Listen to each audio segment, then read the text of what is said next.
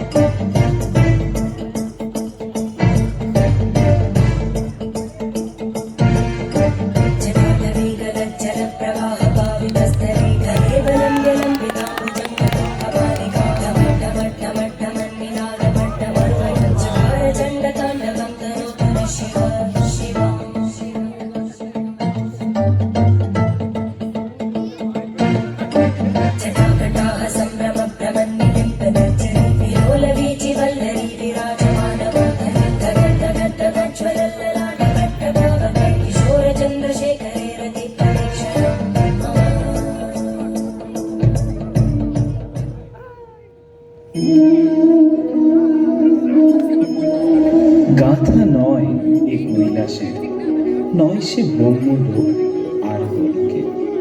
যমুনা নদী তীরবর্তী গাথায় গোকুল ধামের শ্রী মাধবের। মথুরার রাজা উগ্রসেন, তাকে বন্দি করে তার পাপী পুত্র কংস স্বয়ং রাজা হয়ে বসেছে।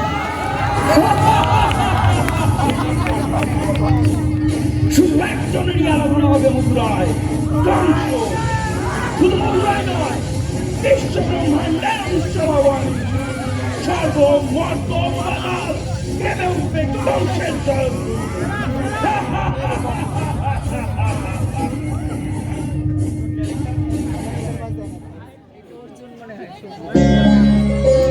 কংসের ভগিনী তথা দেবকন্যা দেবকীর সাথে বিবাহ ঠিক হয় যদুবংশীয় সৎ ন্যায়পরায়ণ বসুদেবের।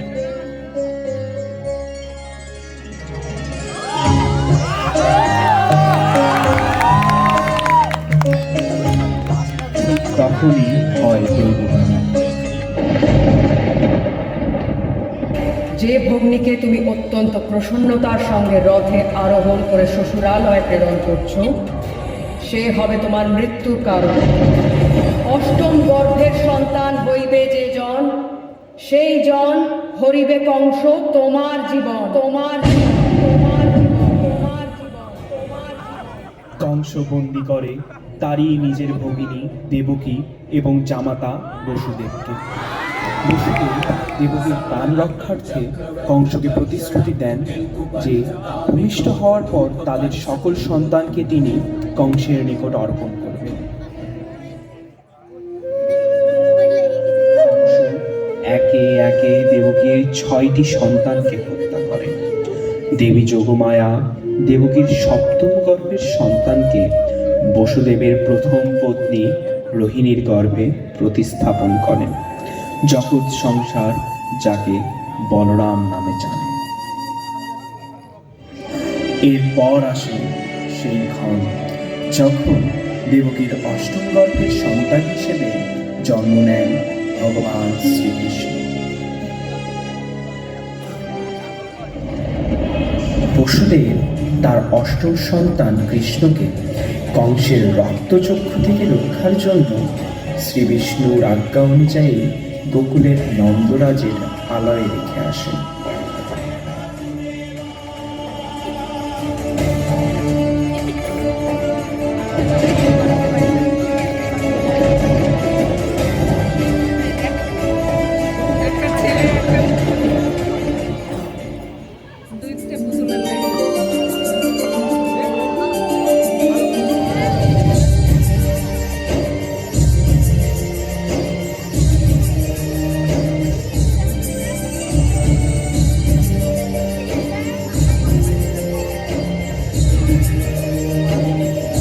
যশোদার মাতৃস্নেহে ক্রমে ক্রমে বেড়ে উঠতে থাকে আমাদের ছোট্ট গোপাল।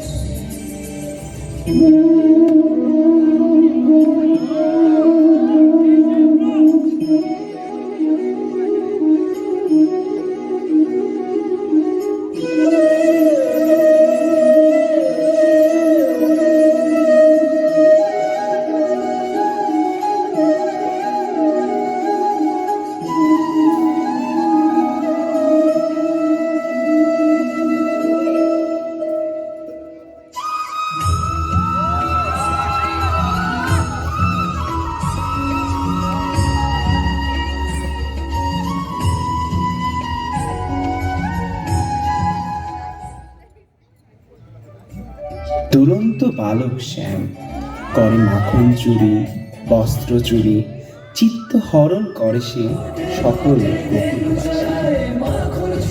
গোকুলবাসী। কৃষ্ণ কৃষ্ণ সেজে কৃষ্ণ কৃষ্ণ, বৃন্দাবনে রাসলীলায় বাঁশির সুরে মন মাতায়। কৃষ্ণ কৃষ্ণ সেজে দুষ্টু দাঁড়া, বিশ্ব সংসারের মৃত্যু বিধাতা, তবু বৃন্দাবনেতে মাখন মুরারি মুরলী মোহন কৃষ্ণ মুরারি। ব্রজবিহারী এখনো রাসলীলা আরম্ভ করে? যখন রাধা থাকে তখনই তো রাসলীলা হয়।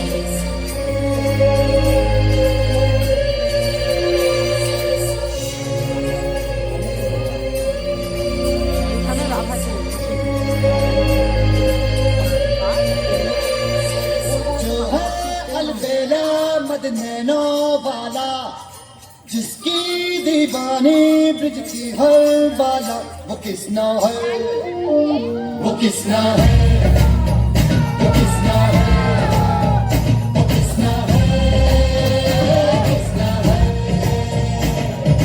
जो है अलबेला मदनैनो वाला, जिसकी दीवानी ब्रिज की हर वाला, वो किसना है, वो किसना है, वो किसना है, किसना है।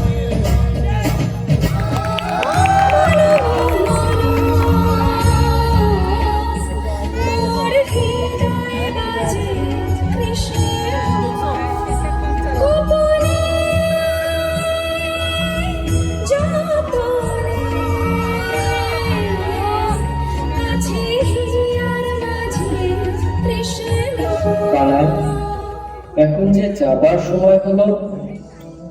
আমি কিছু না রাধিকা প্রিয়া,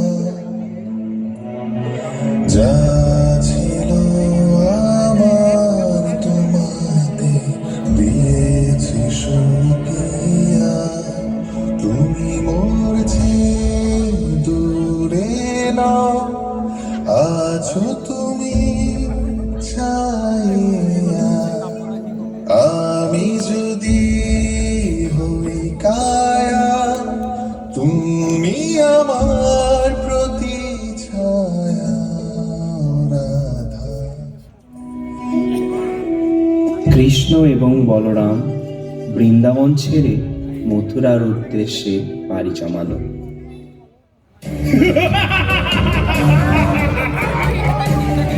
ত্রিভুবনে কেউ নেই যে মথুরাধিপতি কংসকে হারাতে পারে। হে দুরাচারী, তোমার বিনাশ ঘটবে কৃষ্ণের হাতে। হ্যাঁ, এই সামান্য বালক তোমাকে কৃষ্ণের সাথে মল্লযুদ্ধের আহ্বান জানাচ্ছি। মৃত্যুর জন্য প্রস্তুত হও কৃষ্ণ।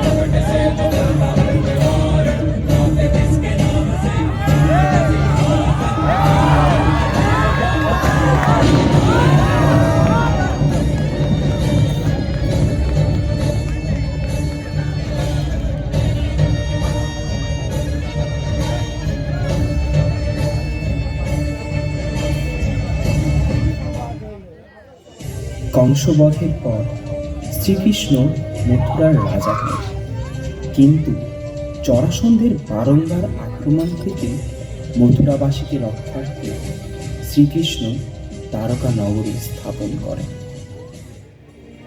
বিদর্ভ নগরী রাজকন্যা রুক্মিণীকে বিবাহ করেন মনমোহন শ্রীকৃষ্ণ।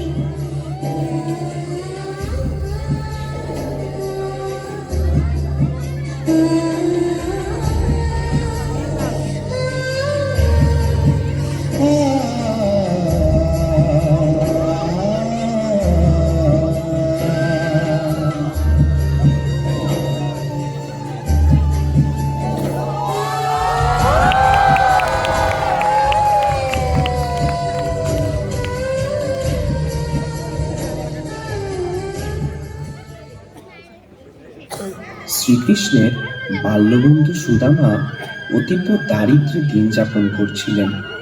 একদা তার স্ত্রী তাকে বললেন, স্বামী, তুমি কি কৃষ্ণকে ভুলে গেছো? সে তো তোমার পরম সখা। একবার তার কাছে যাও, দেখো যদি আমাদের এই দুঃখের দিন শেষ হয়। কৃষ্ণকে কি ভুলতে পারি আমি? সে কি শুধুই রাজা? সে যে আমার হৃদয়ের অংশ। কিন্তু বন্ধুর কাছে কখনো কিছু চাওয়া যায়? আর আমি বন্ধুর জন্য কী বানিয়ে যাব? এই সামান্য খুঁতটাই নিয়ে যাও, কৃষ্ণ নিশ্চয়ই তোমার অন্তরের বন্ধুত্ব বুঝবেন।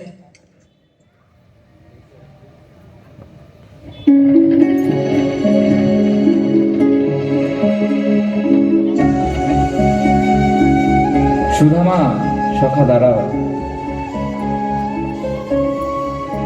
এ কি করছো সখা? আমি তো এক সামান্য ব্রাহ্মণ। আর তুমি তো দ্বারকাধীশ। আমার কি হয়েছে সখা?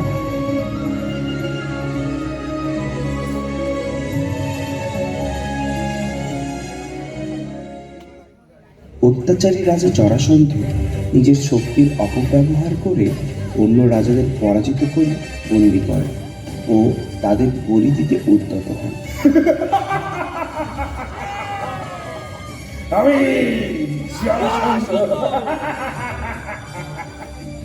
বাসুদেব শ্রীকৃষ্ণ ভীমের সহায়তায় জরাসন্ধকে বধ করে বন্দী রাজাদের মুক্তি দেন।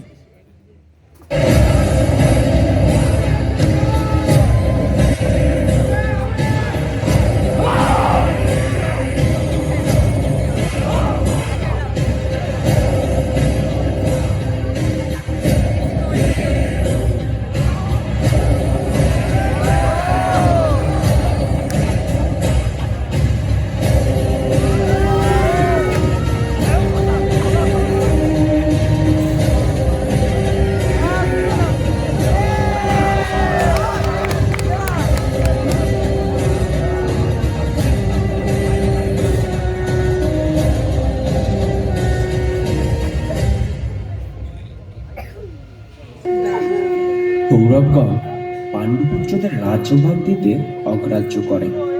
তখন শুরু হয় ধর্মযুদ্ধ, মহাভারত।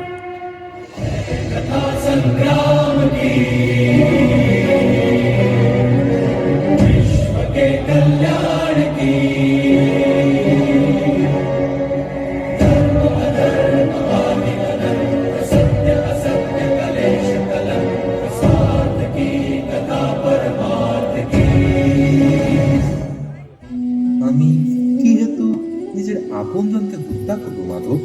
এতে কি আমার আদৌ সুখ লাভ হবে? তুমি যদি অস্ত্র নাও ধারণ করো, তথাপি আমি এদের সবাইকে বধ করব। ধর্মের ভার ওঠাও, যুদ্ধ করো অর্জুন, যুদ্ধ করো।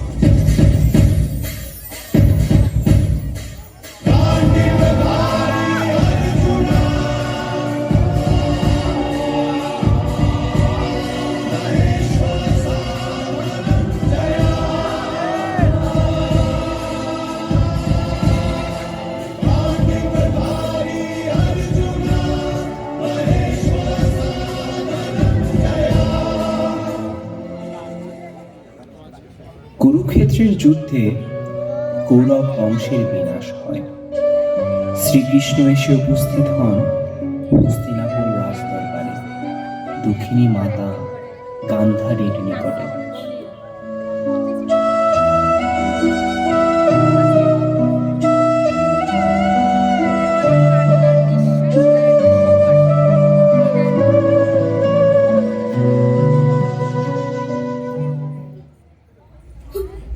আমি মহা হতভাগিনী দুঃখী মাতা, আজ তোমাকে অভিশাপ দিচ্ছি। যে প্রকারে আমার বংশের বিনাশ হয়েছে, সেই প্রকারে তোমার চোখের সামনে তোমার যাদব বংশের বিনাশ হবে।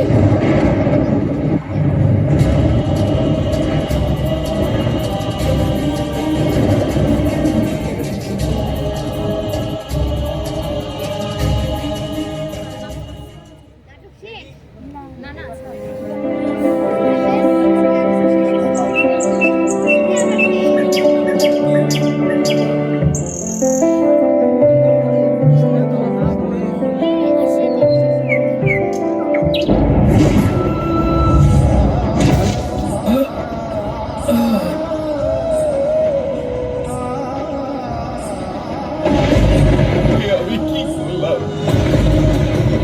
আমি যাকে প্রসন্ন করতে চাইছিলাম তার উপরেই প্রহার করে বসলাম। তুমি কোনো অপরাধ করনি জরা, বরং তুমি তো নিজের জীবনের উদ্দেশ্য পূর্ণ করেছ, সেই উদ্দেশ্য যার জন্য তোমার জন্ম হয়েছিল।